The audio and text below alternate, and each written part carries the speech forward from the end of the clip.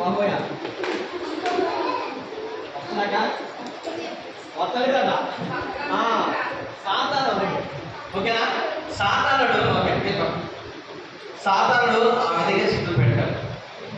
చిక్కులు పెట్టినప్పుడు మన మనశ్శాంతి ఉండదు, సమాధానం ఉండదు, దానికి ఎంతో విషాదంగా ఉంటాం, చాలా భయంకర బాధలో మనశ్శాంతి లేకుండా ఉంటాం. ఆ విధంగా చిక్కులు అయితే సాతాను మనం చిక్కుల నుంచి విడిపించాలంటే మనం ఏం చేయాలి చెప్పండి? మనం ప్రార్థన చేయాలి. ప్రార్థన చేసినప్పుడు మనం ఏసైతే ఉంటే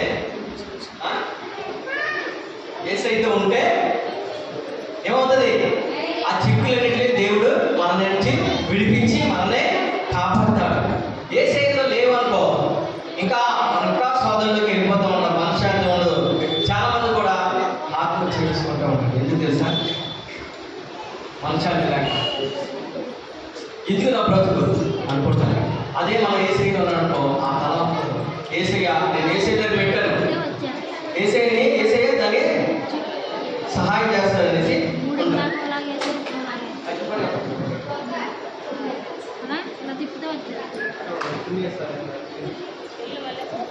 అక్కడ చిన్న ఒకసారి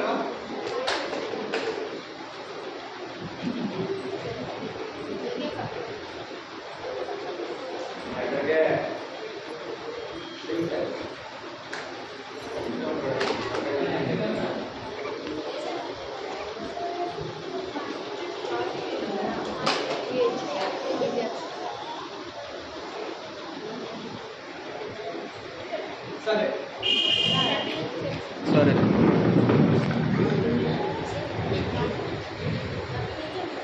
సరే ఇది ఏసై ద్వారా ఏంటి?